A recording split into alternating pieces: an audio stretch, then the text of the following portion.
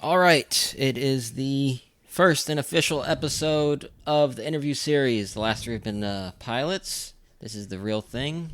No baby shit now. I figured out what I'm doing, kind of, sort of. I'm learning as I go. But this is the first episode, legit now. And I'm here with my first guest. Go ahead and introduce yourself. Hey everyone, my name's Sam Milhewish. Any other, facts I should... Was that it? Like, that was kind of lame, bro. What do you want me to say? Like, I'm 23. I'm here in... who is this guy, man? Why is he even on my... Oh, keep talking. I'm turning 23 later this month, here in Fort Myers, getting my grad degree in public administration at FGCU.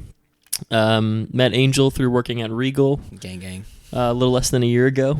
Yeah, we met in October. It's going to be a year soon. It's crazy. We should buy each other gifts. Dude, we totally should. Let's do it. Fucking Gaylord. Let's go. Continue. Yeah, so just kind of vibing, enjoying summer and everything, but, not really much to me. I'm a pretty simple guy, so hopefully some questions that you got prepped for me will... bring out some interesting elements of my He's looking at me with personality. great concern because he's like, I don't know why the fuck you asked me to be on this, but I'll pull through, guys. Don't worry about it. Yeah, Sam's an interesting character. I use character very loosely. I say he has more character than he is a character. I'll give him that much. I appreciate that. Yeah, don't. That means a lot. Yeah, I got you, bro. But yeah. So first on my brain list of questions, Sam. Why don't you like black people, man? I don't know, man. It's just I just don't feel like I ever really get along with them. Before I go deeper in that and get myself in trouble, I'm just gonna say that was a joke. I was about to say you said that way too deadpan. I'm like, oh shit, he might actually not like black people. Oh no, who's my friend? Yeah. No, all jokes aside, man. Something interesting that I didn't really ask you too much about is you grew up in Germany. How the fuck did that happen? So you don't appear to the eye as a person who's traveled. Yeah. Maybe it's due to the fair complexion of your skin, but you just is that you just saying you don't have a tan and you're super pale and pasty, so you haven't traveled places? Is that what you just told me? There's sun everywhere, man. That's all I'm saying. There's also sun outside. I could have lived here for 23 years of my life and have the deepest tan you've ever seen, and you would think that I traveled. Is that how that question was? That's exactly what I'm saying, okay, Sam. Yeah. I don't think the level of tan that an individual possesses has anything to do with the amount of countries or all I'm saying continents they've been to. If I was out the country, I'd be basically black, man. But continue. So, yeah, no. So I lived in Germany. I moved there when I was 6 weeks old, and I lived there until I was 5. My parents both worked for the International Mission Board, and my dad was actually in charge of finances for, it was either Southern Europe or Southwestern Europe.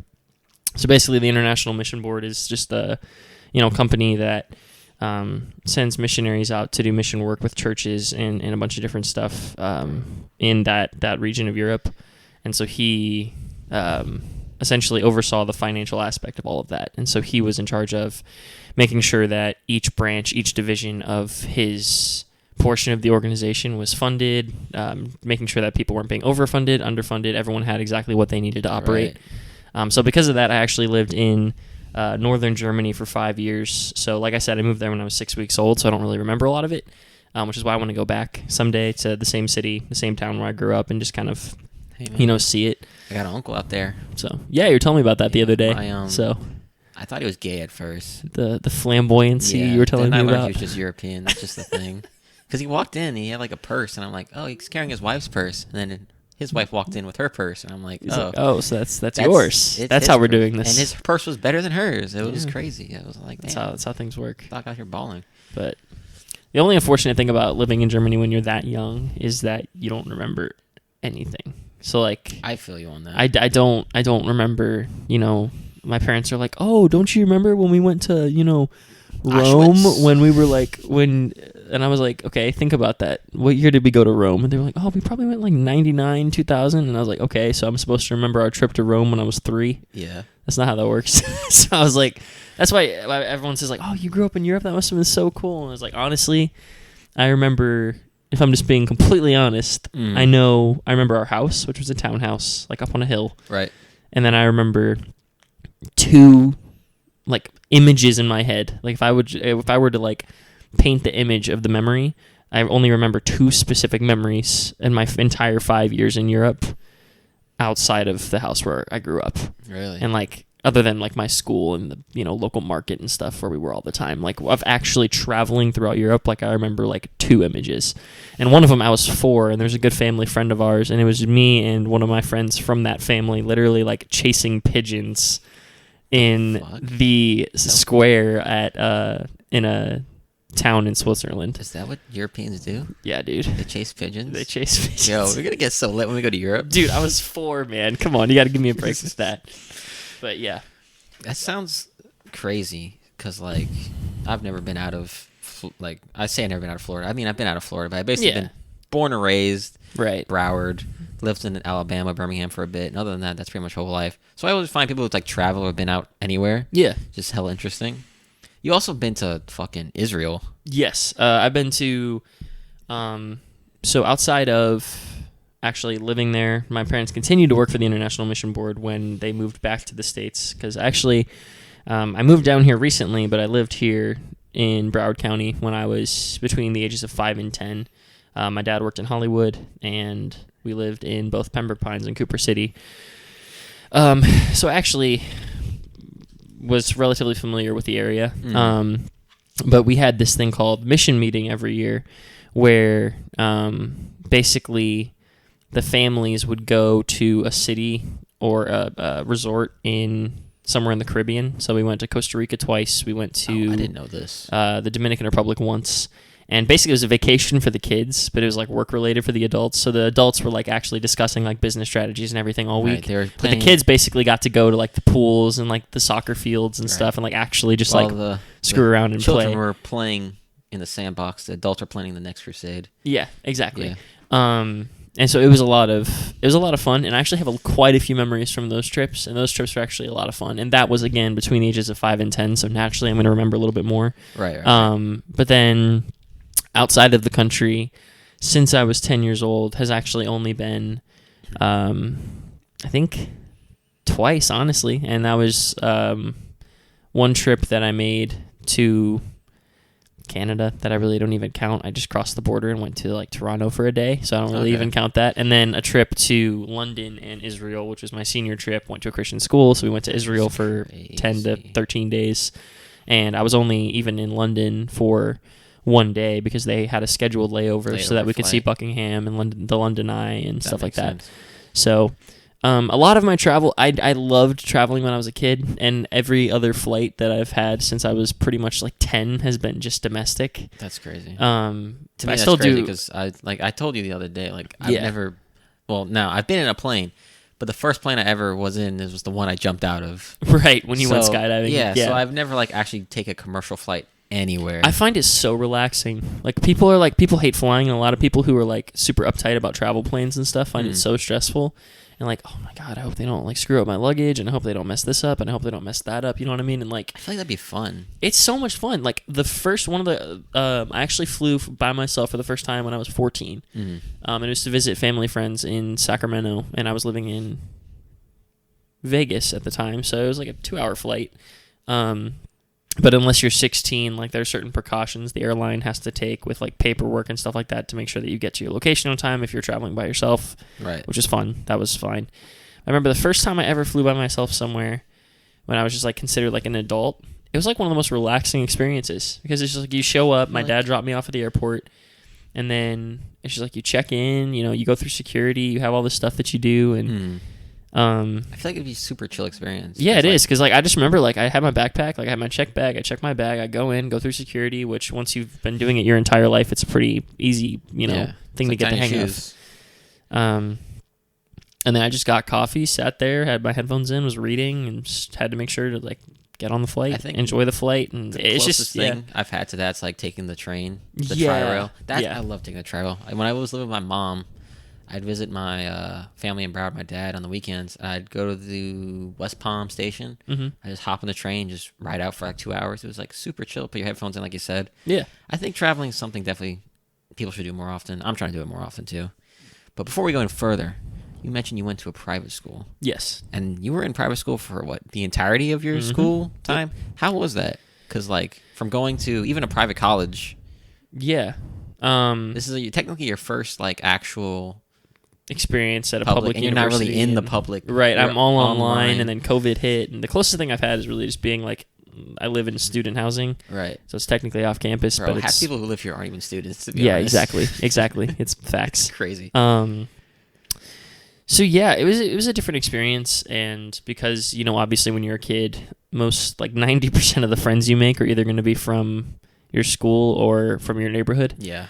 and so obviously kids from my school. I went to a private school when I lived in Florida when I was in elementary school.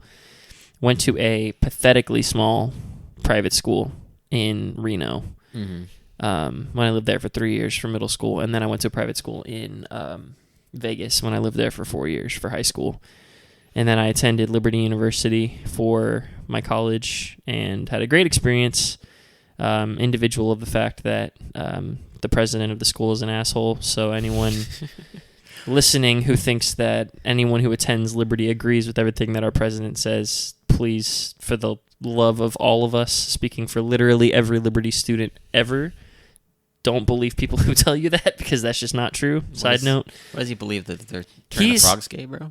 He's just, so his dad, who founded the university, literally like believed that America allowing the pervasiveness of homosexuality in our culture That was so close. and God's, like, that 9/11 was like God's wrath on America Holy for allowing That's a steamy hot take. yeah. Holy And so shit. his son is now the president of the university.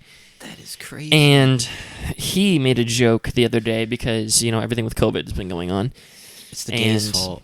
It's God punishes for the gays. Actually, No? he doesn't believe that. He's not quite that far, which Okay. I appreciate that he's at least reined himself in more than his dad on that, Fucking hilarious. aspect. But he is just, he doesn't think before he talks, and he endorses Trump, and they're actually really good friends, which he's so much like Trump, it's scary, in that I honestly believe that both him and Trump, people wouldn't necessarily agree with him, and people would still hate him and think he's an asshole, don't get me wrong, but their issue is going off script. And 90% of the problems that people have with them is the fact that they go off script so much in their Twitter accounts. Really? And for both Jerry Falwell Jr. and Jerry President Falwell Trump, Jr. it's the exact same problem. And I personally believe, as someone who, I just think that if they tweeted less often and they stuck to the teleprompters of these speechwriters, Right. then would everyone magically love them? No. But would they have significantly less material for people to point out and pick out and call you a, fascist, intolerant asshole? Yes, because you would be allowing yourself to surround yourself with people who are smartly helping you to monitor every word that comes out of your mouth. It's one thing to, we're going to build a wall. It's another thing to say, yeah, and we're going to make Mexico pay for it. I'm like, that wasn't on the speech, No. man. That's a bit much. Yeah. We're going to have new water fountains. Also, the gays can't use them. And I'm Yeah, like, exactly. wait a second. It's a That lot. doesn't sound right. And so, yeah, so I don't know. He's just the lack of accountability there, too, because one of the things that he said when I was there, I was a junior. No, I was a sophomore. And it was kind of in the midst of the whole, there had been a lot of shootings recently on high school and college campuses. Gang. And he decided to allow... it was one of the first college campuses, if not the first, I don't think it was the first, but it was one of the first college campuses that not only encouraged students, publicly and vocally encouraged students to pursue getting a Weapon? concealed carry Strap? license, but they themselves offered concealed carry courses That's fucking crazy. through the local police department. I don't know how I feel about that. And so it's obviously, like, a lot of people disagree because of, gun rights and gun restriction laws and everything, and that's fine. But aside from all of that, what he said was, in our convocation, he said, we need to make sure that we have as many people concealing as possible so that we can end those Muslims before they even have a chance to get started. And I was like, what? Dumbass. Where did that even come from? Right? That's what? Like, I was all like, yeah, let's get ourselves armed, protect ourselves from And those then- dirty sand monkeys. And I'm like, wait a second. Exactly. It's exactly like what you just said about, like, Trump. Like, oh, let's build a wall and make Mexico pay. It's like, the first 90% of your comment was questionable, but still fine. Yeah, like, And then you said the last 10%, and that's what everyone's pissed off about. went head first deep into cement, and now you're just brain damaged and can't save you anymore. Exactly. It's a weird dynamic, especially I feel like any type of school, whether it be middle school, high school, or college, the political hierarchy and like the structure just mimics real life too hard at the end of the day. Like, if you can be a high school secretary or a high school treasurer, you can probably be a college treasurer, you can probably be a government treasurer, because all the roles are the same. The only thing that changes is just a matter of how you get there. Right. Where it's just more of just trying to kiss up to a certain audience and shit like that. Yeah. It's weird. And one thing that I've learned, and a lot of people know this, and a lot of people I think understand this subconsciously more than they understand this, like, people, it's one of those things to where, like, that you know it, but then, like, everyone just kind of has this unspoken agreement about certain things. Yeah. And then just very few people put it into words, and everyone's like, oh, yeah, I totally agree with that, but just no one said it. And, like, you and young psychologists, the collective unconscious mind, where everyone's just collective being of this is what it is. Right. Without having to even say anything, that's what it is. Politics at any level is all about charisma, and it's not about a platform. Oh, absolutely. It's like, why do you think Trump is our president right now, bro? Like, it's because he got so many people to be like, oh my God, like, he's just like Reagan. He says exactly what he wants, and we need a president who won't allow his agenda or his docket to be changed by any form of peer pressure. Like, he'll say what he thinks, and everything is like that aspect of his charisma, like, regardless if people weren't paying attention to the things that he was saying, right, or the way he was saying them, but, like, it was the fact that he was unfiltered, and he was no matter what pressure he had put on him, he couldn't be controlled. Right. And that's what people liked about him. And, obviously seeing how that's worked out over the past 4 years has changed a lot of people's opinions on him, including, like, my own, because I was, relative, like, I voted for him, but I mainly because I felt like he was the lesser of two evils, and this year I'm debating whether or not I even want to vote, because I don't even fucking know if we have a good option. To be honest. It's just like, do I want a president who's going to have Alzheimer's, or a guy who's going to treat every minority like they're a piece of dirt? Like, there's no good option here. It's we live in a society, that's what I like to say. We live in a society. That's what I like Period. to say. Period T. That's it. It's not easy being... are we millennials? Are you a millennial? I'm a Gen Zer. I still don't know what I am. I'm a Zoomer, bro. I Zoom. Well, yeah. I don't know what I'm supposed to say to that. It's all good. Most people don't know what to say after that. But like, yeah. Now is like, everyone's trying to be politically conscious. I respect that. I appreciate it. I was raised by my dad specifically to be more, like, aware of what the fuck's going on in terms of politics and culture and shit like that. And it's definitely starting to awaken in me now more than ever with all this shit happening. Mm-hmm. But damn, bro, there's a lot of dumb people in our world. Holy shit. It's like, bad, fuck. bro. Like, you think, like, it's not that bad, but then it's like, why are we burning Wendy's? Why does CHOP exist? What's happening? Like, I'm all for revolution. I'm all for violence at that. I advocate systematic violence, all right? As long as it's systematic, there's a purpose, there's someone directing and this. 9 times out of 10, the systematic element isn't there. It's people burning cars and being angry and brown. Like, I can do that too. I don't need something bad to happen for that to happen. I just need to be pissed one day and just say fuck it. Exactly. Oops. But it's like, I don't know. It's out of control, man. That's weird. Just bottom line. That's how it is, and there's nothing that we can really do about it. Because I remember I had one day, and I told you about this when we were grabbing food the other day. It was the day that the Nashville courthouse got burned down. Yes. And we were talking about it right before we opened at my store, and one of my coworkers, we talked about it, and she's like very, BLM, very, Mad progressive liberal. yes. Okay. And like her basic stance on it was, oh, they're burning down the courthouse? Good, burn it all. They built it for free anyways. Fuck that shit. And I was like, I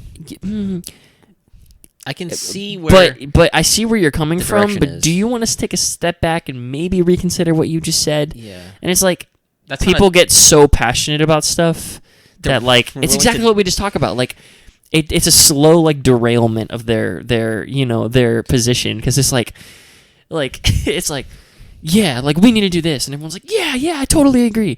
Oh, we need to do this too. And it's a little more drastic. Yeah, I totally agree. A little more drastic. We need to do this and this and this. And then eventually there's just a breaking point where someone's just like, we need to do that. And everyone's like, whoa, that's can we back up a little Did bit? you see that video of that guy in the street? I think it was like in Philly. And he was like going on, like there was a crowd surrounding him, like how I was saying, like, this is crazy. We can't do this. We need to educate ourselves. We need to get rid of this. And people are like, yeah, man, you're right. We need to educate ourselves. So, yeah, because niggers come in all kinds of colors. Got red niggers, yellow niggers. I'm like, everyone immediately, like that moment where he said, oh shit, like everyone had that oh shit moment and they started booing him. It was like, bro. Yo, you got to show me that video. That's it is hilarious. hilarious, bro, That's 'cause amazing. He's like so like he has the crowd. He has them captured. And then he just loses He them. says in all one niggers second. come in all shades of color, and then he loses them Yellow, all. blue, It red. was, like it encapsulates exactly what you're saying. Like people are gun ho to die on any hill they're on until they realize what hill they're on, and they're like, oh shit, this is a hill of fucking dynamite. I don't know if I want to stand on this for Yeah, too exactly. long. Yeah. It's fucking it's weird. But let's not talk on politics too long. Let's get back to Yeah, it's all right. your Christian roots. Okay. You're a good Christian boy, right? I try to be. You got Psalm 51 tattooed on your arm. Yeah, no, for sure. My faith has always been a pretty big part of who I am, and growing up in a multiple private Christian schools and a diehard Christian home, but something that I would kind of encourage is something that I realized that I didn't think was possible, because 2, I wasn't raised that it was possible. So like I didn't think so because I wasn't raised that getting churched out is a very, very, very real thing. Oh, absolutely. I was raised in a very legalistic background, and for those people who don't necessarily know what like a legalistic church background means, is that it's more about the motions you go through than what the motions are supposed to stand for. And so there's a lot of people out there who miss the point of faith, and they miss the point of what you're believing in, because it's all about going to 3 Bible studies a week, and it's all about going to church on every single Sunday, not missing a single Sunday. It's all about the fact that you're doing your devotionals at home, and the fact that you are praying before every meal, and it becomes more about the motions of the faith than about what the faith itself is supposed to stand rituals for. rather than the actual Exactly. content. Rituals is a great word for that. And that's what happened my junior and senior year of high school. Was I was so involved with everything that nothing meant anything to me anymore. It's like I was so involved. I was God is literally dead, and we killed him. I was literally a part of my dad worked at a church. My dad was a pastor. My mom worked at a preschool at the church, and then I Yeah. worked maintenance and janitorial staff at that same church. Yeah, that's So I was at the paint a church curb? literally. Yes, I did. That was the first job. That's actually how I got the job. Was I painted fire curbs my sophomore year of high school for the church, and then they ended up offering me a job because they liked my work ethic, damn, which was nice. basically Jesus at this point. He was carpenter. Yeah, right. But so I got to the point to where I was not just in, but the leader of 4 different bands. Yeah. So I was two bands at church. So one for the college group, one for the high school group, one for a different church, because I was actually in the process of starting a new church at this time too, and I was one of the band leaders for that church as well. And then this was all just church life. And then at school, which again was a private Christian school, I was the director of. I was the band leader for the chapel band, but then I was also the band leader for our choir band when we were going on tour in March. and touring at different churches up and down the coast of California, singing at different Fuck. churches. And so I have 5 different bands. I was not just in the band, but I was one of the band leaders and one of the Yeah, worship leaders for you were the group. Front facing that shit. Yeah, and then it was just... That it was a sounds like lot. Yeah. And the issue was I was never raised that saying no was okay when it came to my faith. And I was never raised to be like, you know what? I just need to take like 3 or 4 weeks away from this so I can just kind of reset my sights on what really matters. And I was never raised that was okay. No breaks. Exactly, no breaks. It was because I was almost taught, and this is by no fault of my parents, because I've actually had conversations with my parents about this, and I don't want anyone getting the wrong idea about, I've fallen away from my Christianity because my parents pushed me too far. Like, I know that that's actually happened to a lot of people, and so I just want to make that very clear that that's not where I am, and like my faith is still very important, and that's still a very important part of my identity. But all throughout college, I went to a private Christian college, and I maybe throughout all 4 years that I was living in Virginia attended a church service not on school property maybe like 8 times. Really? In 4 years. Huh. Because I was so churched out from high school that I just had no motivation to follow my faith on my own. I can imagine, because you're just getting... There's no break. You're constantly... You go home, it's there, it's at home. You go to school, it's there at school. You go to... Yeah, it's everywhere. Going to church every Sunday and every other day, basically. Mm-hmm. It's just like... God took a break Yeah. on Sunday. Why can't I take a break? Exactly. It's like you got to understand that it's like, God is an integral part of, he's designed to be like an integral part, and that relationship's designed to be an integral part of your life.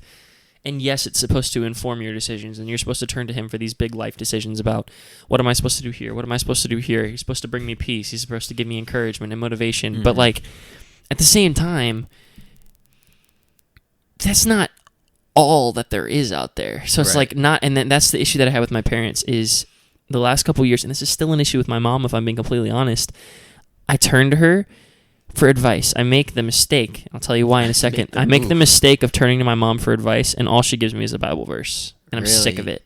Because I turn to my mom and my dad for... My dad's a lot better at this because he's realized what my issue has been, and he picks and chooses his spots about praying for me and stuff like that. Such a jovial... If Santa Claus was a real man, it'd be your father.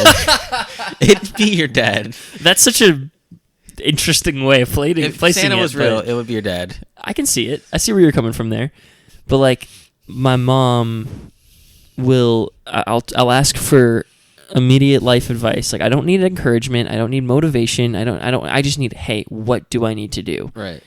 And all I hear from him is, well, like in the book of Luke, or in the book of Proverbs, and like, or you just need to pray it out. And I'm like, look, prayer is extremely important, and I do turn to like scripture for encouragement, and I do turn to scripture for like what am I supposed to do, and I do pray, and that's fine.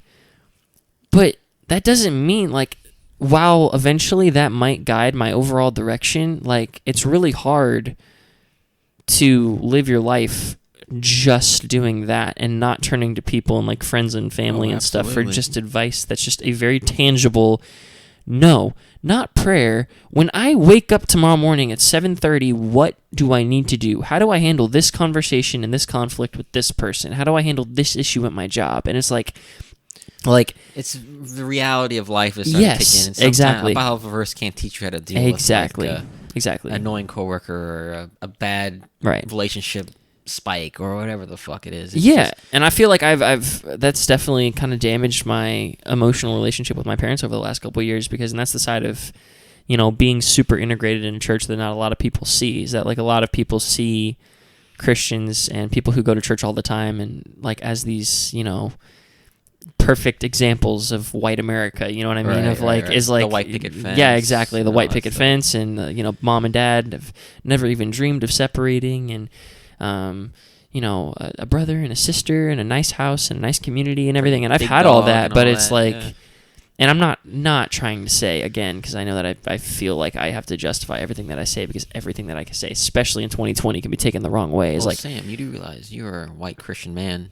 So I have no place to say anything in today's society right now. right? I'm just don't forget straight. Don't forget straight. You're straight as well. well. I am. I'm surprised you're still alive. I'm surprised I haven't killed you personally. Yeah, right. You're so fed up with everything cause. that I stand for. But it's I don't know.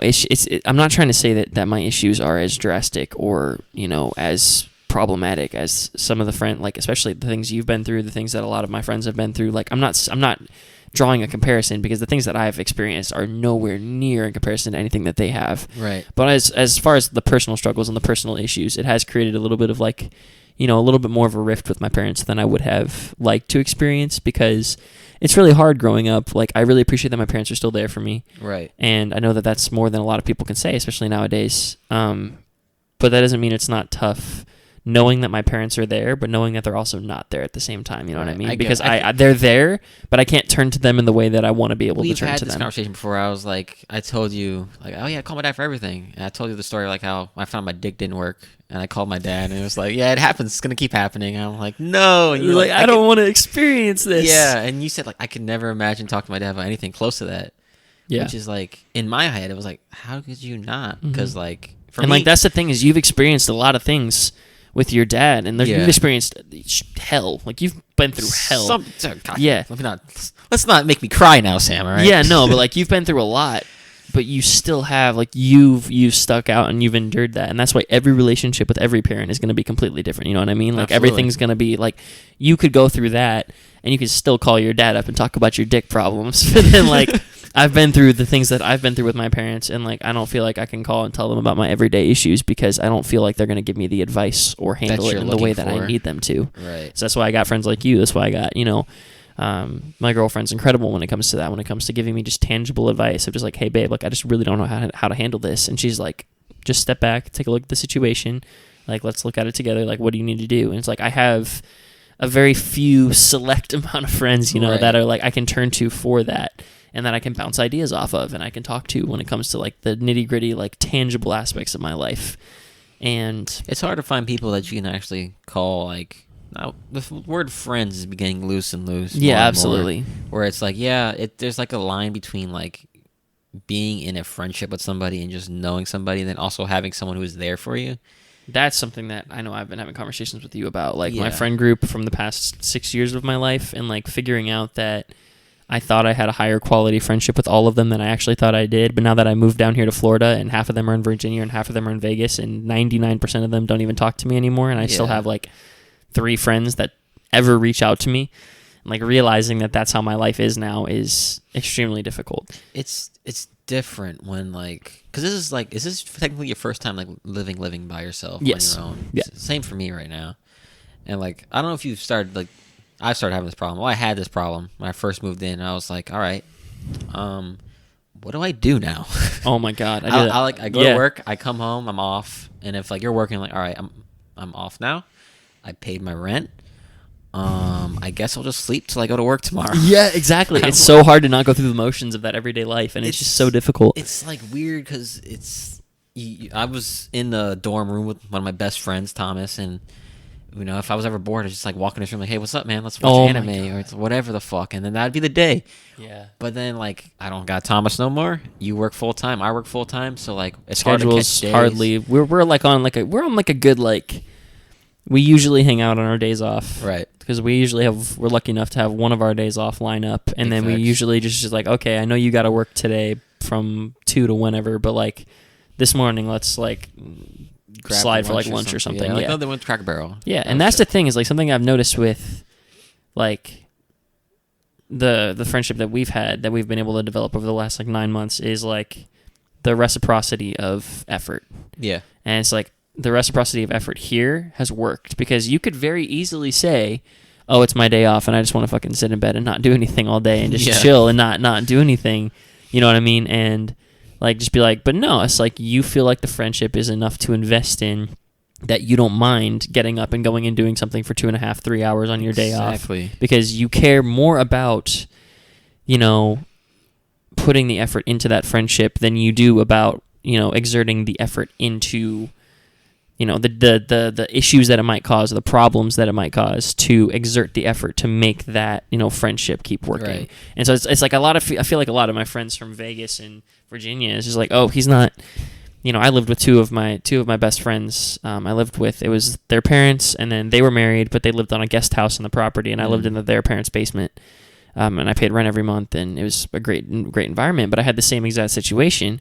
Is like, if I was bored, I'd be like, hey, mind if I come over and watch Netflix? Yeah. It's like, hey, mind if you guys want to go grab ice cream? You guys want to go grab dinner? You want to do this? You want to do that? And so we had that dynamic, and we had that opportunity. Like, now that I'm here, it's like I got two people. It's like I got my sister who's got 4 kids, so I can barely hang out with her. My parents, I've already discussed that whole situation. It's like I love going over there, but I don't really feel like I have that. Just like I'm just gonna go vibe with my parents for a little while. My girlfriend lives in Virginia, so I don't have her. So it's like I have like 1, maybe 2 people. And it's like I'm trying to get along with my coworkers, and I love my coworkers, but there's only like 3 people at work that I really feel like I could even vibe with outside of work. And even they have busy schedules. One of them works 2 jobs. One of them, is married, so doesn't really have a lot of time because he has to go home and take care of his wife and kid. And so it's just like it's very hard to find the dynamic that works. It's difficult being an adult. Yeah. And trying to like establish meaningful relationships with people. And so is it because while you're trying to establish meaningful relationships, it's not just on your end, because you could think that meaningful relationship is a meaningful relationship, and to them it could just be you're an acquaintance to them. It's like, oh, that guy gets me discounts at Firehouse. I'm like, oh, that's just what he is, I guess. Exactly. It's like weird. Exactly. It's a game. As much as I hate to say it, life's a game. And yeah, you gotta play it right. Play it right if you want to go where you're trying to go. It's weird. It's surreal. That's why I think I've become more of a pick up and go person now, where it's like, you text me and whatever time of day or night, I'm like, I'm ready to go, say less, and I'm there. And you do the same. I remember I texted you one day after shift, and you came in, and you look like shit. I'm like, oh man, I probably shouldn't have asked him to come. He looks like garbage right now. He looks like he's not having a good day. We still sat down, and we enjoyed Waffle House and chilled. And yeah, I mean, I was tired, but like that's the thing is like, I'm not. I may seem like I've had a shitty day, but like a lot of times I just don't have energy after an 11-hour shift, but I'm still down to hang out. Like my conversations probably just won't be as vibrant, and I won't be smiling as much and stuff. When I saw you get out the car, I'm like, oh, he looks like he just buried his mom. It's like not going to be a good time at Waffle House. No, yeah, that's the thing is like I can still compartmentalize my energy into like, that's a very big part, because everyone always says give 100% at your job. But the issue with giving 100% at your job is that if you give 100% of your job, then you have literally no effort or energy left to everything else. Yeah. And so it's like, yes, you need to try hard at your job, but like, if there are times at your job where you can get everything done, and like, for example, me, I work at Firehouse Subs, I'm a manager, so it's like, there are days when, for example, coming up, Thursday through Sunday, I'm working literally like 39 hours in a 96-hour period of time. Like, I have a crap ton of shifts coming up this weekend. Because some person got, let go, and then some person quit, and it was just crazy. But, like, I'm not going to go all out, like, 110% effort on Thursday, because then when I wake up and I have my whole shift on Friday, I'm not going to have any energy, let alone energy for Saturday or Sunday. Right. And then that's just my job, let alone, like, making time to talk with you, making time to talk with my girlfriend and be on the phone with her, and then talking with my other friends, and then hanging out with my family and sleeping and having me time to... put in 82 plus hours into Assassin's Creed because I'm that much of a nerd. So it's like, it's tough. And like you said, it's a game, and it's something that you really have to learn how to manage. And it's really hard because as you're trying to learn how to manage things, your life's also changing, and you lose people that you're trying to manage how to spend time with, but you're also gaining new friendships with new schedules. And it's like, it's all a maze that you have to try to navigate. Strange dynamic of trying to learn how to live with yourself and then live with the world that's happening around you, right? And then introducing people into your own life and trying to like, it's a mess, but it's a nice mess. It's like my room. It's a nice mess. It doesn't look good, but I enjoy laying in it. It doesn't look great, but at least I know where everything is. Exactly. Yeah. Exactly. It's interesting. I say that much. I'm gonna jump on the topic again, back to religion. Okay. Because you told me not too long ago that you're trying to get back into your roots, your religious roots. Right. How is that? Because like, me personally, I wouldn't say I lost my faith as much as I threw my faith away. Mm-hmm. Where it was like, yeah, no, this ain't working. Next. Right. Basically, because I told you I don't think I've told anyone really, like, as to why I was growing my hair out. Mm-hmm. But when all that shit was happening in my life, I was like, all right, I know the story of Samson. Right. God gave Samson strength for having long hair. He didn't cut it. So like, all right, God, I'll give you another chance. I'll grow my hair. I won't cut it for like 4 years. Make me strong, maybe? Yes, please. And I didn't cut my hair for like fucking forever. And I think it was my 17th birthday. I woke up in the middle of the night. I'm like, you know what? Fuck this shit. And I went to the bathroom and I got the clippers, the Machina, and I just shaved my head. Just shaved it clean. It was fucked, bro. I came to school the next day with a beanie on, and my Valerie, the group of friends that Piper, me, Thomas, Valerie, Alonzo, they were all sitting there. Valerie's always there first. He got there mad early. I'd be there second. He's like, "What's up with the beanie, bro?" And I took it off, and he was like, "Bruh, how you fuck your tape up like that?" And I'm like, "What do you mean?" We walked out of school that day to go to the barbershop across from the plaza. Mm-hmm. They were closed, and he just roasted me for the rest of the day. But yeah, for me, religion, it was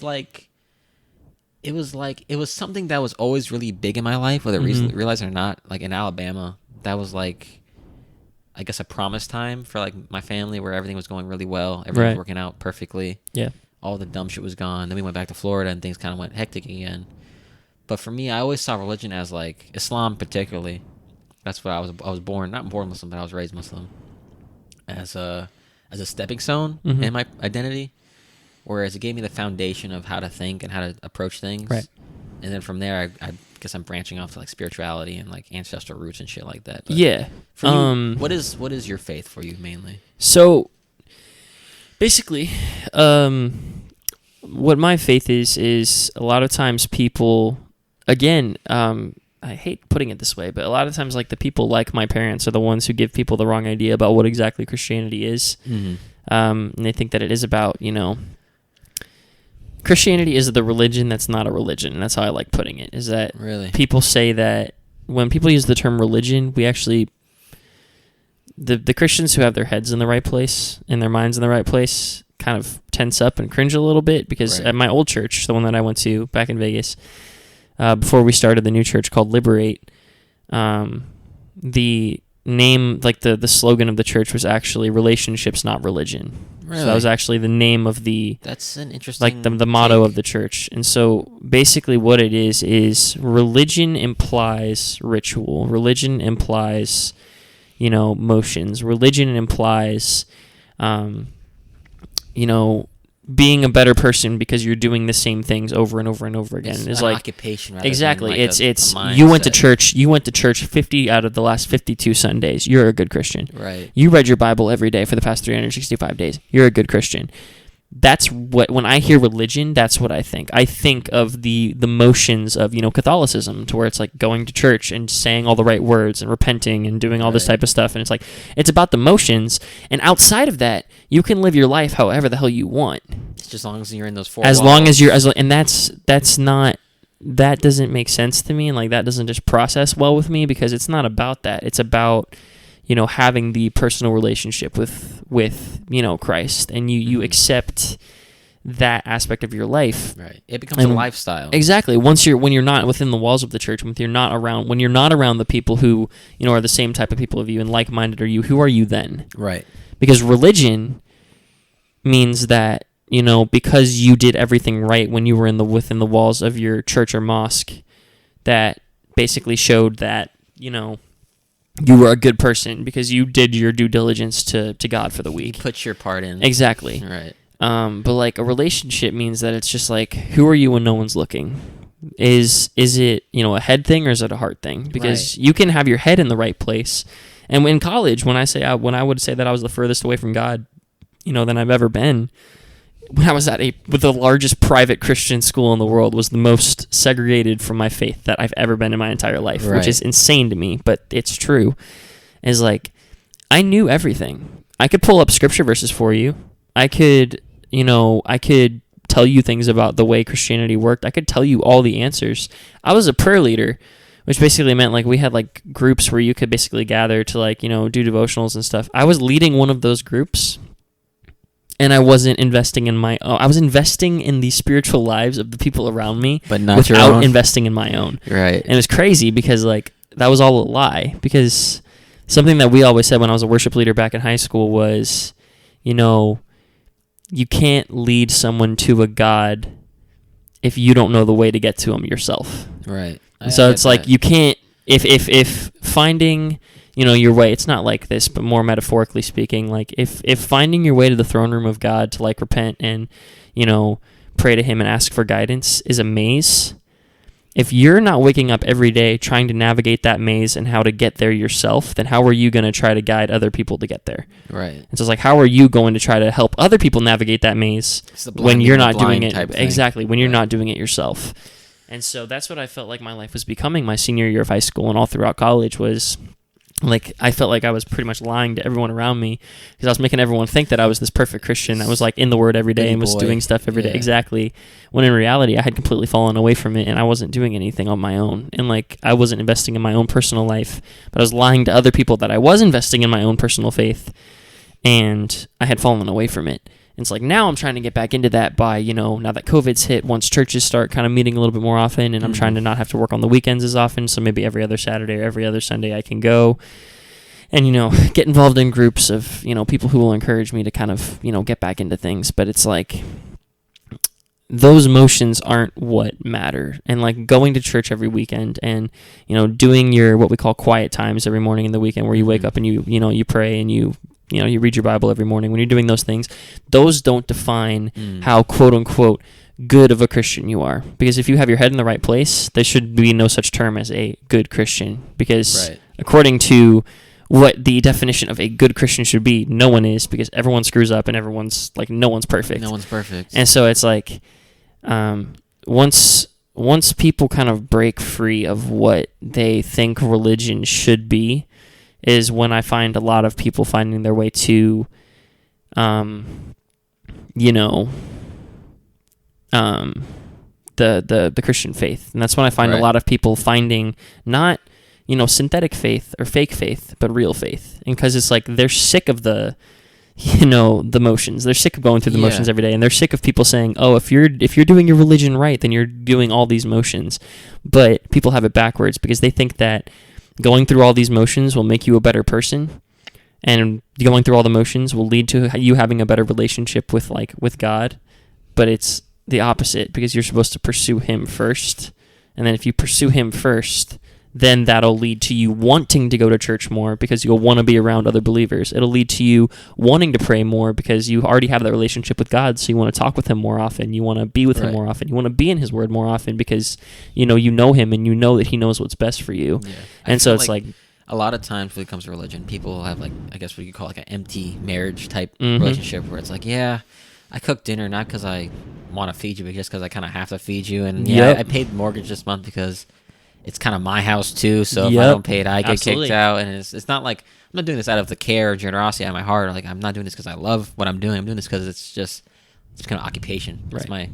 It's my new habit, my new normal, I guess you can say. Yeah, absolutely. So I can see what you're saying. A lot of people have fallen into that loop of like, well, why does God need me to do this? Why is this important? Why am I doing this anymore? I don't feel any connection to this. So I think, like you said, especially because of the Western ideas of religion are very, very different compared to the Eastern and every other part of the world. Genuinely, it's the opposite, because people in the Eastern religions say that it's all about the rituals, and then people in the West nowadays are like, they're trying to basically break down the Christian faith into a realm of tolerance. And so it's like, oh, if you were a true Christian, then you'd be okay with, this, and you'd be okay with that, and you'd be okay with this, and you'd be okay with that. Someone, what's your relationship with God? Rather than like, oh, have you went to church this Sunday? Right, exactly. Like, you're asking the wrong questions, you're doing the wrong things. Right. And it's like people want to focus on the sin more than they want to focus on the sinner. Like, they want to attack someone for what they're doing wrong more than they want to figure out who the person is that's committing the wrongs. Exactly. Like, that's the issue with the church and homosexuality nowadays, is you have two groups of people in the church, and they represent the issue with the church nowadays is that they represent 95% of people, and this is just an example to do with homosexuality. Right. You have the group of the church that is, homosexuality is bad, you're going to go to hell, if you don't repent from your ways and do better, then you're going to go to hell, and you're going to go to hell, and you're a horrible person and a horrible person. That's one half of the church. And the other half of the church is like, you can totally be a great Christian and like, live a, homosexual lifestyle and like this and that and this and that. When in reality, the very small, it's actually a huge group of the church, but it's not a side of the church that anyone ever actually comes out. It's just like, do I agree with the lifestyle that you're living? No. But am I going to attack you for that lifestyle? And am I going to attack you for choosing to live that lifestyle before ever even taking a chance to get to know you as a person and love you as a person and love who you are? No. Great story. From when I was at Liberty, a pastor who was a pastor of Hillsong, New York, came in, and he basically talked about he was out the day, it was Saturday afternoon, and he was out in the streets of New York, and he was trying to kind of bring people to church, basically be like, hey, like, what are you doing tonight? Like, we got a church right down the road, like, super cool pastor. And he's a pastor of this mega church, but he still goes out, because there's thousands and thousands and thousands of people that attend this church, but he still goes out every single Saturday to just try to bring people in, to basically be like, hey, like, pretty dope. Yeah, he's a really, really cool guy. Super cool guy. He got into, like, some pretty deep crap because of something that he said on The View. But who doesn't get in trouble? Because they just, all that they do with their guests is try to trap them into corners and make them say things that they can regret. But he came across this military vet who was an alcoholic. And he said, he basically said, the guy was asking for money to go buy more beer. And he was like, hey, man, like, why don't you come to church with me tonight? And he was like, oh, I would. But, like, you know, the issue is that, like, ever since I, like, got home from the military, I've spent 25 years with a beer in my hand, and, like, I've never been anywhere. And he was like, the pastor said, what's the problem? Right. And he was like, well, you won't let me inside the walls of your church with a beer in my hand? Like, that's not very Christian-like of you. And he was like, who said I won't? He was like, come on, get up. I'm going to go buy you a 6-pack from the 7-Eleven, and then we'll go to church, and you can sit in the front row. It's fine. And he was like, so the pastor went and bought him the beer. Yeah. And he was just like, look, if that's what it takes for you to get in the church and hear the message of what I have to say, man, we'll deal with that later. Like, you can go to AA later. I'm not here to give you an AA lesson. I'm here to bring you to Christ, man. Like, right.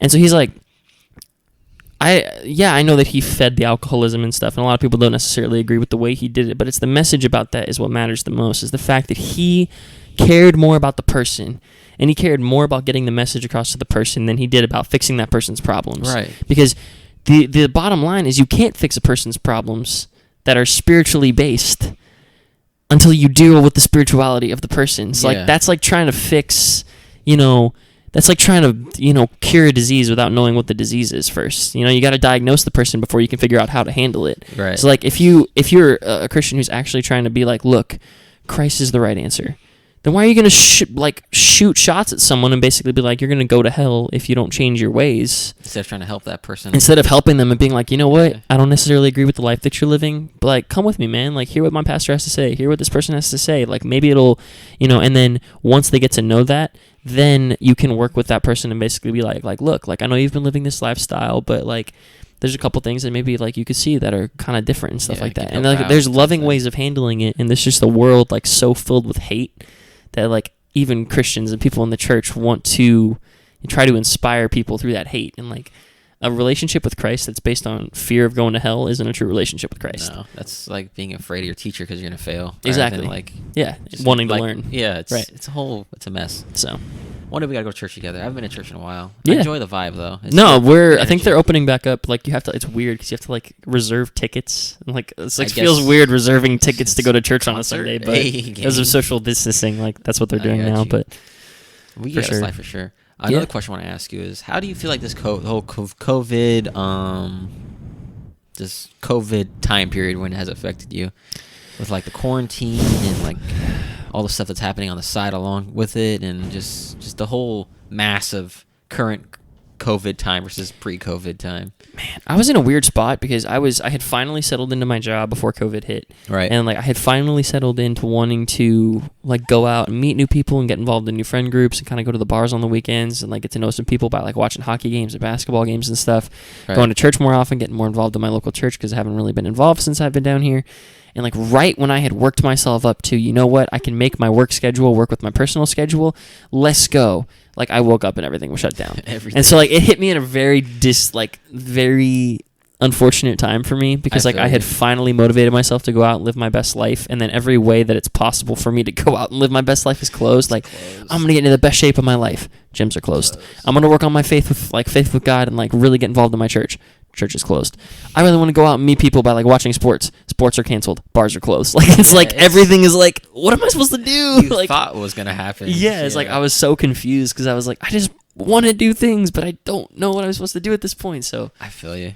Yeah. Like, for me, it was like Corona almost Corona made me homeless for a month. I was sleeping in your floor for a good month. Yes, you were. I was like 3.5 weeks. Yeah, I was like, I literally just signed the lease 2 days before the theater shut down. So I was like, yeah, I spent my money on my lease, but it's all right because, I'm keep working. I'll have enough money to pay first month and all that stuff. It's like, and I was like, oh, Angel, about that. I'm like, what? We just all found out. We were all fired after today. And I'm like, oh. Okay. Domino's. Worked there for a day. Did it work out? My insurance was apparently just not good enough to deliver pizzas. Go figure. Worked at Target, pretty live. Got fired after a month because they didn't need me anymore. Which is like, what? And then now I'm working at 7-Eleven and stuff. But for me, during that time period where I was just kind of floating around, I was like, I think it was exactly what I needed because it was like a perfect reset button where it was like, okay, everyone I know is either, was at work and no longer there, right? Or they left because of school and shit. So Thomas is gone. Everyone else who used to fuck around was at school is gone. It's just me and Sam. Dope. I can make this work. So it was just me and you for 3 months, and during those 3 months or 3 weeks, I was like, all right, I'm just gonna focus on me and just do that. Right. And I did that for a solid. I was going on runs and shit. Dragged you out with me a couple times. And I think, like, that little break just from everything that I knew, everything was happening, I was like, okay, now I can look at the bigger picture of everything. What am I trying to do? What am I trying to achieve in life? What do I want to do the most? Right. And I think that's what really started pushing me to do this kind of stuff, like the podcast and, like, skydiving shit. The one chick I met at Target, I'm glad I met her because she's, like, literally been inspiring me to do more shit. Like, I read more now. I go runs more now. I'm doing this. I went skydiving. Go figure. Now I'm like really thinking about trying stand-up because I think that'd be terrifying. But also, I still think you would nail that. You really think I do? I really think you would. Like you have such a weird personality and sense of humor that like if you just found a way to like rewrite the jokes to make them land in a stand-up format, I think you'd be great. I could do it. Like even that bit I was doing, like that little short bit in Cracker Barrel where I was like, yeah, I'd be a horrible doctor because I just like tell you have bumbo brain and you're gonna die in 3 months, like shit like that. Like it's so stupid, but it makes me laugh. Yeah, and I feel like if I would like to write that in a certain way, it'd be funny. But that's for later. But yeah, I'm like legitimately trying to like live life now. Yeah, like I'm paying rent. All right, I'm an adult. I pay my taxes. Fuck you, Uncle Sam. You can't tell me what to do. It's just like I guess leave me alone. Exactly. Stop taking my money.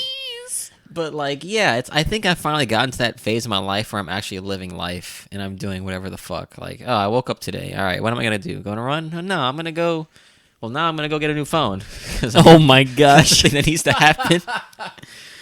I can't believe that happened. A little preface on that. I got in Sam's car today. Went to go get lunch, and my phone likes to slip out of my pockets a lot when I sit down. And it just so happened today when I sat down, I was closing the door. As he was sitting down. As I was sitting down, and my phone got wedged between Sam's car and his like 100-pound door, and I basically like severed my phone. It's like bent. I bent it back in place thinking that would fix it for some reason, but it just made it worse. Angel's out here thinking he has a razor, but yeah, it didn't. You can't flip your phone screen, my friend. I tried, and it's just, I have 1/4 of my screen working right now. It just says Metro. It's just taunting me. So I got to go get a new phone and switch my carriers because I'm tired of not being able to take phone calls in my apartment. Yeah. But yeah, I'm like genuinely living life now. It feels like I feel like up until last semester, I was still like a high schooler. Not even like I was like a freshman, like in high school, trying to figure out like, what do I do? Right. Where's my clique? Who am I? Right. Dad, where are you? It's like no, that last part's a joke. But I feel like I finally like I hate saying shit like this because I don't like cliches, but I'm a walking fucking cliche. But like in a lot of ways, that's true. Yeah, like I feel like I'm discovering myself, or I discovered myself. Let's just say that, and like I finally feel like I know where I am as a person, as an individual. Where I'm like, okay, I'm cool. I'm vibing in my own skin. Right. Let's see what's outside of my front door now. Right. What's in the great big scary world now? Let's go out there and check it out. Yep. And I think Corona was like probably, it's weird, it's gonna sound the best thing that could have happened to me in Yeah. like this past year or so. Yeah, because it gave you that little nudge that you needed to kind of get out the door it's and like, do what you didn't think that you were really going to be able to feel yeah, comfortable and doing like, before. alongside with like being, this is gonna sound really fucking weird and probably really fucking dark at the same time, but for some odd reason, I feel like in the back of my head, I know this for a fact. Like, I'm not gonna be alive for very long. It sounds fuck. Like I don't know why I think this. I have no like. I'm not I'm not gonna kill myself. I promise. It's just I'm like the happiest I've been ever. It's just like something in the back of my head is like telling me like, listen, man, you're doing it up, but you only got like a couple years left on your life, so you better make it count. I don't know why. I feel like I feel like I can get a lot done, but I feel like I don't have a lot of time to get it done. So I'm like, I feel like having that urgency is almost a good thing though, because like a lot of Yeah. people look at life and like when you're 19 or 22, like you see like, oh, I got 60 years left. It's like, bro, I got 5 days. but here's the thing, like no one wants to focus on the fact that it's like when you're 20, not to scare anyone out there, but like when you're 20 years old, if you have the average life expectancy of a American citizen, 25% of your life is gone. That's a fucking quarter, bro. Yeah, That's that's a a lot. quarter of your life. That's a lot. So it's like everyone's like, oh yeah, I'm just kind of figuring out where I want to go. And it's like by the time you're 40, half your life's gone. And you got to realize that 20 of that is spent in the tutorial stage of life where fucking school. you have no idea what you're doing and you don't really have the God. freedom to do anything. And then the last 20 years, you don't really have the average. If you live to be 80 years old, 20-ish years of that is going to be in retirement. Yeah. And 20-ish years of that is going to be spent learning about what your place in society is. So really, you only have half of your life to make a difference. And that's just kind of scary. I feel like a lot of people are terrified of not knowing what they want to do. Like, especially around our age group where it's like in college or getting out of college where it's like, okay, how do I adult again? What am I supposed to be doing? Right. Where do I go? Where it's like, I know a lot of people who are just majors and random shit just because they don't know what the fuck they want to do, which is fucking terrifying to me because the thought of spending 4 years just for something that I'm not sure in Right. is like, It's a scary thought. it's like, what? All that time? Like, time's the one thing. I used to hoard my money where it was like money's everything, but I've kind of grown out that mindset where it's like I can make money with fucking selling pizzas or cigarettes. It really isn't that deep. Right. But time is like an Yeah. fucking extremely valuable resource that you literally cannot get back once you spend it. Absolutely. So I've been trying to pick and choose my battles in that sense. Yeah. I think a lot of people just don't really realize how much time they have left. Yeah. Which is why like this college time is like people doing really useless shit, like getting high every day or Wasting their drinking. time. Yeah. Yeah. I mean, I'm not to say like bad talking people like that, but I'm just saying there's more to life than doing that. And I feel like if I was doing that, I feel like I'd be wasting my time personally. But then again, I smoked up with a stranger yesterday, so I can't really talk. Like I said, That's life. that's life. It happens, man. But yeah, it's fun. I guess it's fun being an adult. Yeah, I mean, you have the freedom to do things that you didn't necessarily have before, and it's a good, it's growth because That's what it is. it was scary for me because like this is the first time living on my own and having to pay for all my own expenses and having my own job and going through school and stuff, and like even the loans I'm pulling out, like I'm not able to cover everything that I have every single month, including my classes, with just the money that I'm making because Right. like I'm pulling out loans, but I'm making sure that I'm only pulling out a manageable amount of loans, and I have multiple credit cards, multiple bills that I'm having to pay, and it's like Yeah. I still feel like I'm in a good spot. Yeah. And You're in trying a to better figure out- spot than a lot of fucking people. Yeah, exactly. Some people wake up, they don't know what the fuck they're gonna eat for breakfast, let alone how they're gonna pay their credit card off. Right, exactly. Yeah. So it's like I know where I'm at and I know where I'm going, and it's a good place to be. So I yeah. think we're making moves in life, to say the least. I still think, like, as strange as this might, I'm saying a lot of weird shit today, but that's That's just me fine. on a daily. Yeah. I think this podcast thing, this YouTube thing I'm doing on the side, is gonna be like in a weird way a legacy for me. Like this is gonna be part of what I leave to society. This weird me walking around and putting a microphone in front of people and like, all right, who Yeah. the fuck are you? Tell me about it type shit. Tell me about your life. Yeah, it's I don't know. I find a lot of not like I don't want to say utility, but like value in understanding where people come from because it's like it's important. Yeah, I like to look at myself like a historian when I do this kind of shit, where it's like I'm documenting people and the society we're in and the people Right. around it and the groups and all that shit. Right. And like I said before, I was telling you about this earlier. I really want to like invest time into like going out of my comfort zone, like the Mhm. camera thing. Like for those who don't know, me and Sam, we wouldn't know. I told Sam that I've been thinking about doing like the interview thing, but taking it a step further and going to the streets with a camera. Sam would be my cameraman ideally. We'd both be wearing suits. I'd make us fake press passes, so we look like we're official. Like a name of like it'd be like, what was it? DP Broadcasting with like our pictures and our names and stuff like that. Just like really flimsily made. And we'd go around where all this protest shit's happening, and we'd just interview the people burning down Wendy's and the SWAT teams tear gassing everybody and the people in the middle. And like, I don't know. I feel like that'd be like the most human and like hilarious thing to do. Yeah. And to experience. It's just to see like this influx of chaos and like people not sure what the fuck's happening, but they're just gonna do it anyway. Right. And to be right there, and me and my dog in suits and a camera and a microphone, like, okay, so can you explain to me why you burnt that cop car down? And I'm like, yeah, man. And like I gotta explain to the officer, like, hey man, so why did you like throw that tear gas can at that guy's head? And like, you know, it'd be amazing, an amazingly human experience. Yeah. I think that'd be I hilarious. want to find a way to make that work. 'Cause if we do, that'd be great. Bro, all we need at this point, bro, I've jumped out of a plane. I have no excuse to not do anything anymore. Yeah, it's fair. That's one of the scariest things you could probably try to Yeah, tackle. I so. feel like that's a lot like, again, shout outs to my dog Syria, because she's legitimately helping me do more than I usually do. Right. But after I jumped out of the plane, I'm like, oh, fuck.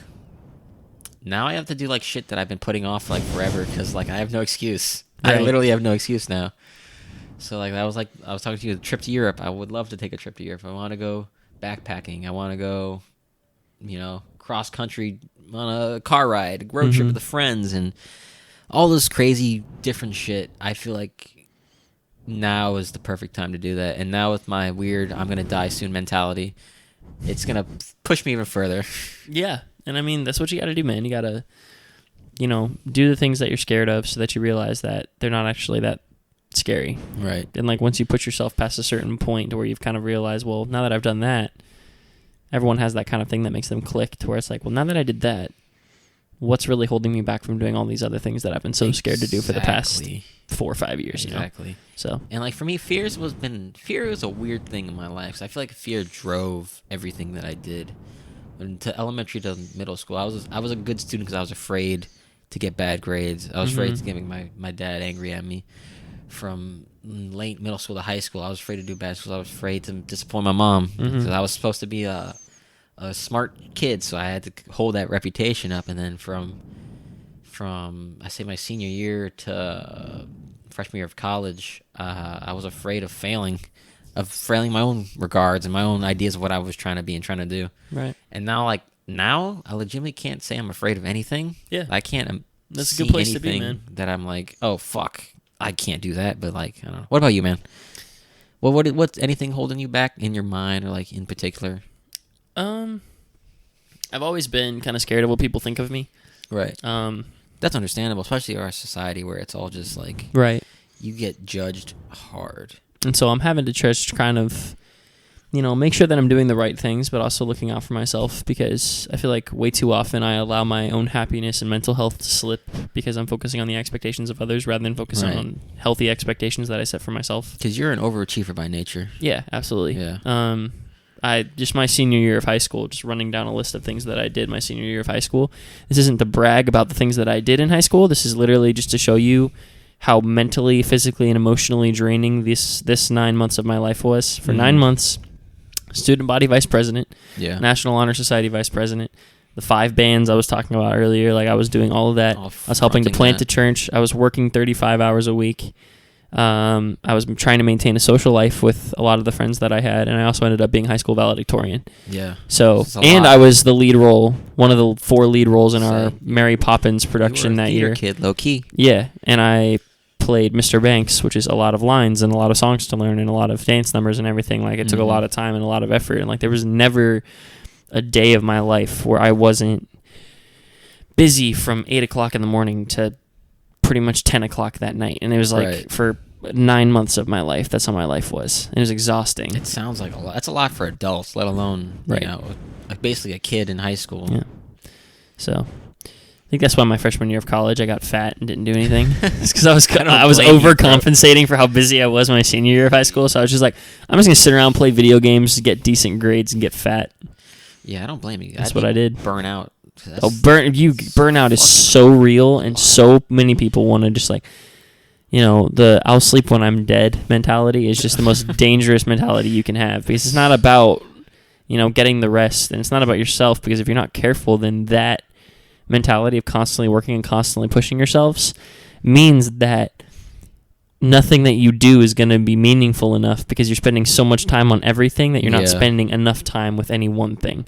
So it's like if you're a parent, and you're trying to spend all this time on your job and all this time on this and all this time on that and this and that and that, and that means that you can't give all the effort you need to give to your job. You can't give all the effort you need to give to your wife. You can't give all the effort you need to give to your kids, because everyone in your life is only getting a fraction of your effort, rather than accurately, placing the amount of effort that needs to be placed where it needs to be. Yeah. So some things need to be bartered. No, not everything needs to be bartered with. Some things are just concrete. Like, all right, I have a family. I have to do this. Like, I'm. It would be unfair to them if I didn't put this time and this effort towards them. Right. Regardless of what's happening around me. And I think, like you said, a lot of people don't think burnout's a thing, but it's fucking real. Like, even just like, forget school, just like life in general, it could be exhausting. Just the daily routines of shit, and it's just It really is. But I know you got to get going soon. Yeah.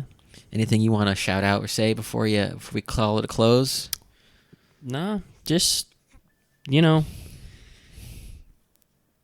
life kind of sucks out there, and there's a lot of negativity, and there's a lot of people out there who are going to try to crap on you for thinking what you think or believing what you believe. And as long as you I don't like using in excess the term stay true to yourself, but it's just like, know what you believe and find the balance between staying true to what you believe while also allowing yourself to be educated in the beliefs of others. I feel like that's the best advice that I could probably give anyone right now with everything going on. Like, just keep walking.